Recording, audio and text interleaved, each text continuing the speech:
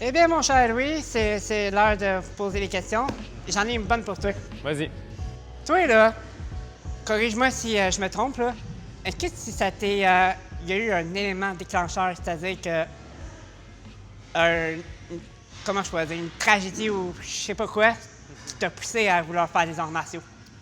Pas vraiment. J'aimerais ça avoir une belle histoire à te raconter, mais dans le fond, c'est juste que j'ai fait des sports d'équipe toute ma vie. Ah ouais, tu faisais Puis quoi? Là? j'ai fait du soccer, basketball, hockey, j'ai tout essayé, mais moi, ce que j'aimais pas, c'est quand on perdait, des fois, c'était un petit peu la faute des autres. Fait que ce qui m'a apporté à faire des arts martiaux, c'est que, tu sais, dans un octogone, il y a juste toi. Oui, il y a tes coachs derrière, mais tu es responsable de tout. Fait que s'il y a un échec, tout tombe sur tes épaules. Fait que, tu sais, moi, je peux donner mon 100 puis après ça, il y aura le résultat qu'il y a, mais j'aime beaucoup plus les sports individuels comme la boxe, kickboxing, jiu-jitsu et MMA. Puis dans le fond, est-ce que c'est ton frère qui t'a un petit peu inspiré? Ben, dans le quelque fond, chose? je peux dire que mon frère, il a essayé un gym qui venait d'ouvrir proche de chez moi. Puis après ça, j'ai vu qu'il aimait ça. Fait que 2-3 semaines après, j'ai décidé d'y aller, puis je suis resté accroché. Puis j'ai appris récemment que tu vas bientôt rentrer dans l'UFC. Oui, exactement. Dans le fond, j'ai signé pour me combattre à Las Vegas au Dana White Contender Series. Dans le fond, ils font un combat. Puis si jamais tu as une belle performance, une belle victoire, ben eux, ils te signent directement. Puis après ça, tu as un combat. Tu peux te battre au UFC. Toi, tu te sens comment? Genre, tu sens-tu que tu es prêt de rentrer là-dedans? Penses-tu réussir à rentrer là-dedans, mettons? Je crois réussir, oui. Je sais que j'ai le talent, mais aussi, il y a le talent, mais il y a le travail acharné. Je suis quelqu'un qui me donne beaucoup, tu sais. La confiance vient avec la préparation. Je te donne un exemple. C'est comme à l'école, tu sais, si tu es stressé pour un examen, c'est probablement parce que tu n'es pas assez préparé pour... Mais si tu t'es assez préparé, tu as étudié à tous les soirs, tu as fait tout ce que tu avais à faire, bien là, après ça, tu laisses aller puis tu y vas avec la confiance. Fait que la confiance vient avec la préparation. Ça, c'est une quote que j'aime beaucoup. Toi, mon cher Louis, tu as plein de questions à me poser. Ouais. Vas-y. Bien, la première, j'aimerais ça que tu me parles un petit peu de ta maladie. J'aimerais que tu m'expliques, tu sais, comme ton cheminement là-dedans, comment tu as commencé les arts martiaux et tout ça. Mais, tu sais, explique-moi un petit peu, parce que ça peut être bon pour le monde aussi qui regarde, que tu expliques c'est quoi un petit peu plus en détail. Ben, pour répondre à ta question, ma maladie, ça s'appelle le syndrome de Crouzon. C-R-O-U-Z-O-N. Dans le fond, je crouse tout le monde. Ben non, c'est pas vrai, c'est pas vrai.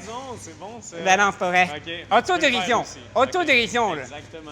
Ben non. Dans le fond, Crouzon, c'est le nom de la première personne qui a eu cette maladie.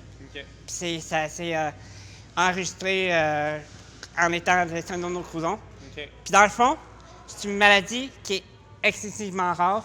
OK. Est-ce Ça- que tu as eu ça dès la naissance? Ouais. Oui, OK. Puis quand je dis excessivement rare, c'est une naissance sur 50 000 Ah ouais. naissances. OK, OK. Puis dans le fond, ce que ça fait, c'est que je suis né avec le crâne soudé ensemble, ce qui fait que mon cerveau, il n'y avait pas de place pour grandir. OK. Puis en plus, j'ai une tête hydrocéphale. Je sais Ok. pas si c'est quoi. Non. C'est avoir trop de liquide de cerveau. OK. Puis j'avais une trop grosse tête. J'avais des symptômes comme des maux de cœur, de la misère à respirer. Je faisais de l'hypertension. Puis j'étais somnolent. Puis dans le fond, ma tête était tellement grosse que la peau du visage était étirée par l'arrière, qui faisait que je pouvais pas fermer les yeux. T'imagines dormir les yeux ouverts? Non. Non, j'ai. Je l'ai vécu. Ça doit être dur. Je l'ai vécu. OK. Puis là, est-ce qu'il y a eu une croissance dans, mettons, ton développement de la maladie ou est-ce que tout ce que tu vis, ça s'améliore un petit peu? Comment? Ben, en gros, si je n'avais pas la chirurgie majeure qui m'a sauvé la vie, je serais pas vivant aujourd'hui, dans le fond. Tu l'as eu à quel âge, la chirurgie? Je pense que je l'ai eu vers 6 mois, 4 mois. OK. C'est très jeune pour un bébé de se faire opérer. Là. Mais écoutez ça, tout le monde. Vous avez entendu tous les détails de tout ce qu'il vit, puis après ça, ben lui, il n'y a pas d'excuse, puis il est au gym. Fait que c'est super important que tu l'expliques comme ça parce qu'après ça, le monde, quand ils se disent ah, j'étais un petit peu fatigué pour aller au gym, puis là, après ça, il y a toi qui vis tout ça, qui y va. Je crois que c'est inspirant pour les gens un petit peu. Il n'y a pas juste des douleurs physiques, il y a des douleurs mentales, puis le fait que j'ai grandi dans un monde cruel, là, un peu comme tout le monde. Là. Mais Avec le temps. moi, je vais te renvoyer la question que tu me posais tantôt. C'est quoi qui t'a poussé vers les arts martiaux? Qu'est-ce qui m'a poussé dans les arts martiaux? Honnêtement, depuis que je suis tout petit, j'ai toujours aimé les arts martiaux.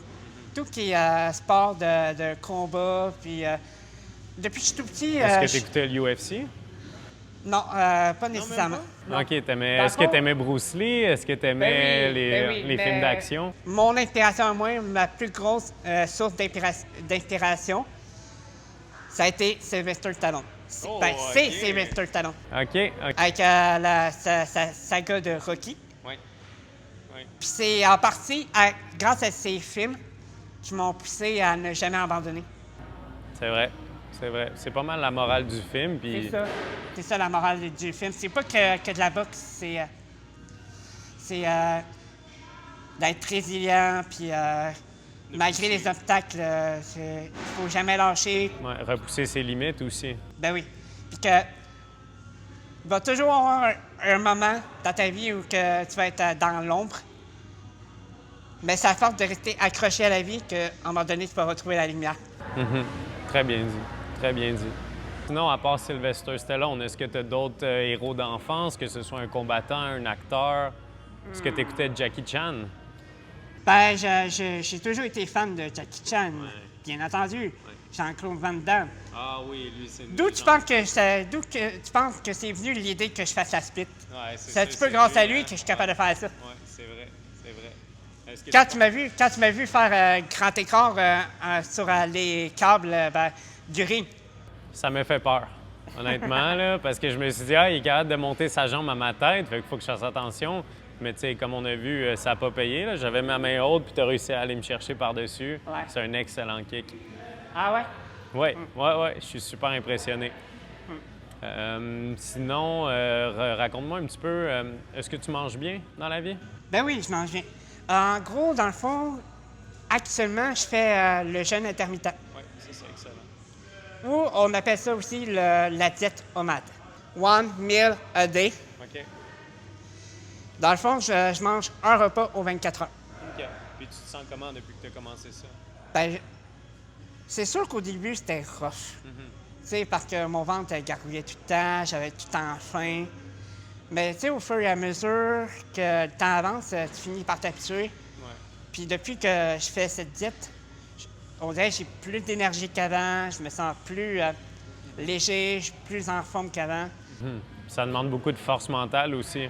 Bien Tu sais, sûr, des fois, bien la sûr. faim est quelque chose, mais c'est sûr que ça donne des bons résultats. Ouais. Fait que c'est une bonne chose. Puis pour répondre à ta question, je mange varié. C'est-à-dire que je peux manger, mettons, je sais pas moi, aujourd'hui je mange des pâtes. Le lendemain, ça va être une omelette. OK. Ou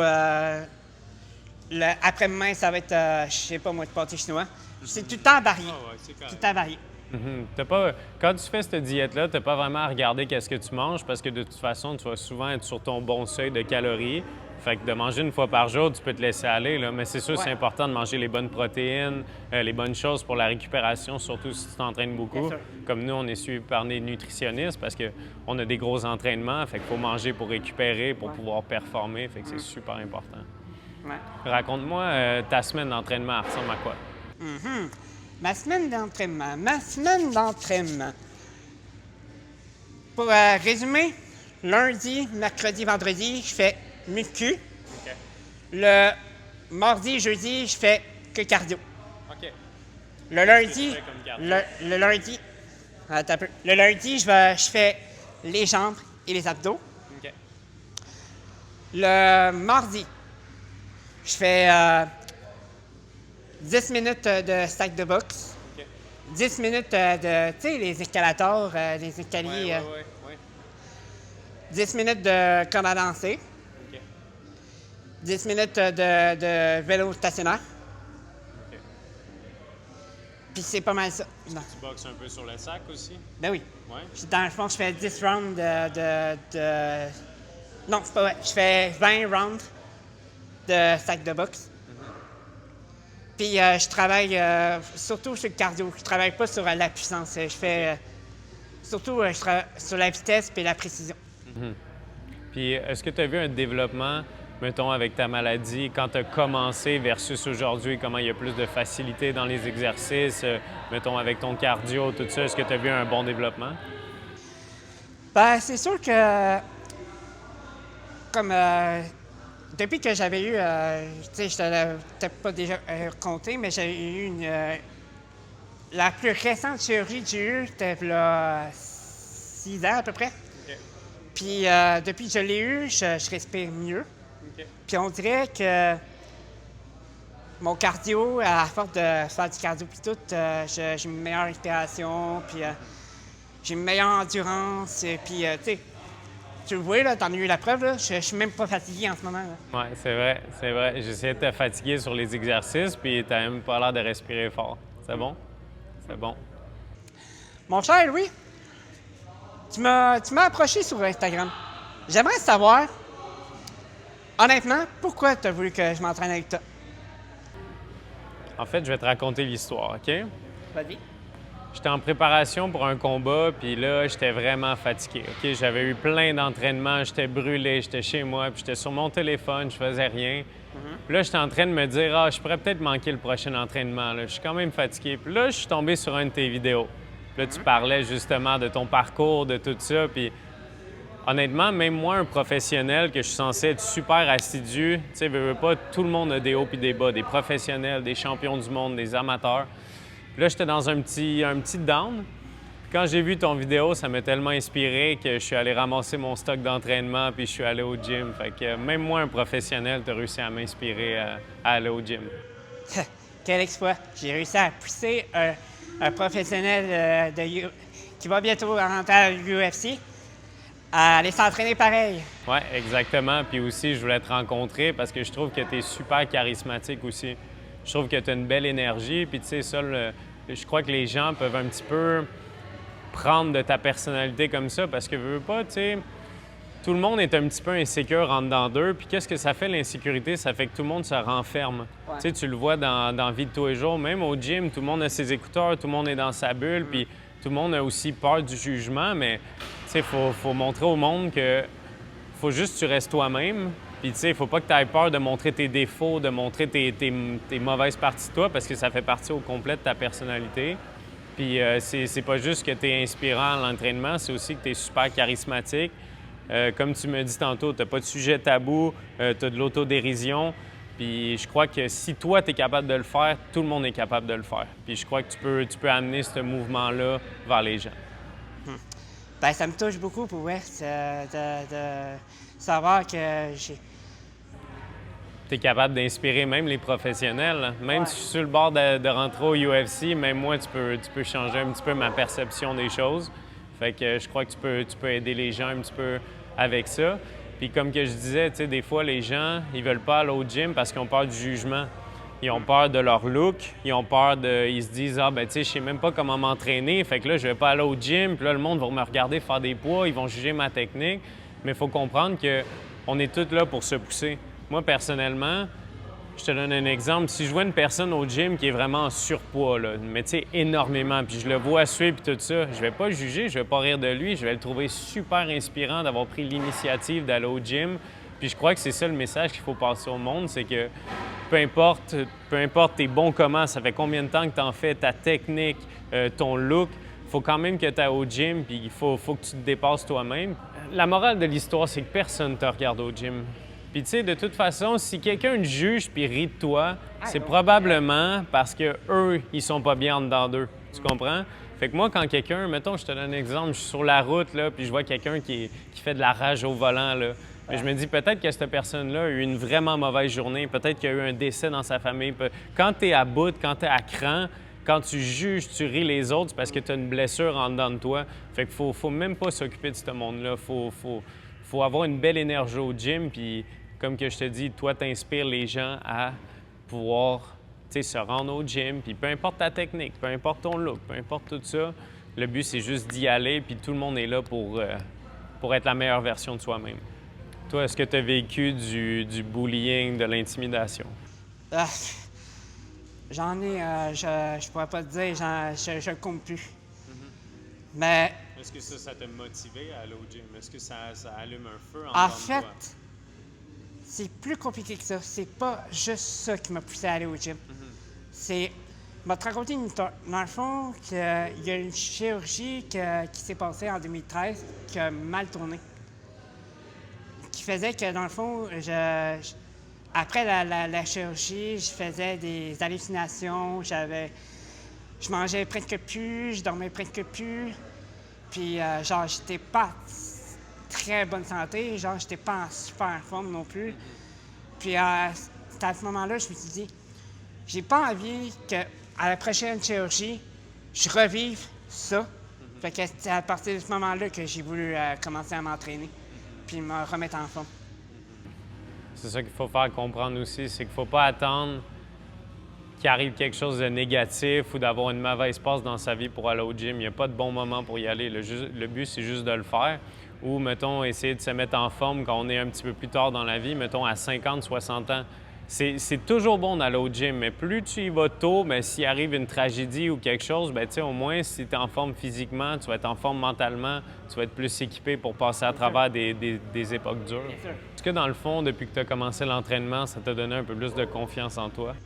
Même beaucoup de confiance en moi. C'est, tu sais, avant que je commence à m'entraîner, j'étais un petit peu plus renfermé sur moi-même. J'avais pas tant de confiance en moi. Puis, avec le temps, à force de m'entraîner, je voyais qu'il y avait des résultats. Puis, c'était une satisfaction personnelle.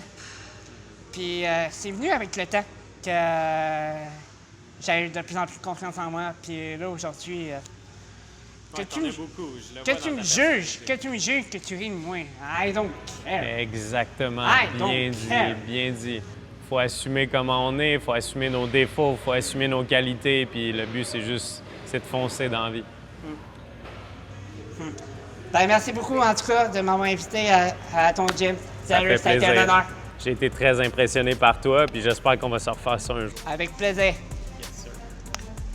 Alors, mon cher Louis, ça a l'air que tu as quelque chose pour moi? J'ai une petite surprise pour toi. Vu que tu as travaillé fort, tu peux montrer des belles choses aujourd'hui. Ah, j'ai hâte de voir ça. Oh, damn! Shit! Un chandail officiel UFC signé par Charles, mon frère, signé par moi. Ça, je l'ai eu à UFC quand on a été à Vegas. Il nous avait donné ça. Tu portes du médium? À temps, je porte du small, mais ça va faire pareil. Ça va faire. Fait que, chandail UFC signé par les frères Jourdain, ça va valoir cher un moment donné, OK? Fait que si jamais tu veux le revendre plus tard pour 100 000 ben non, tu fais là, jamais je vais revendre ça, là. Hey, merci, sérieux, c'est vraiment... Ça fait plaisir, tu l'as bien mérité. C'est vraiment nice pour vrai, là. Tu l'as bien mérité. Je vais l'essayer. Let's go.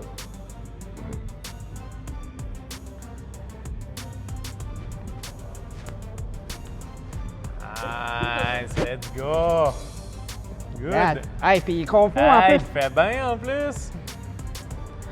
Hey, il confond en plus. Yes, sir, Matt. Ouais, vraiment.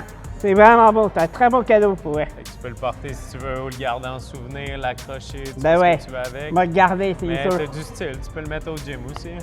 Je vais même le porter à l'école des fois. Ah, yes, sir. Yes. Hey, merci, vous. Ça fait plaisir.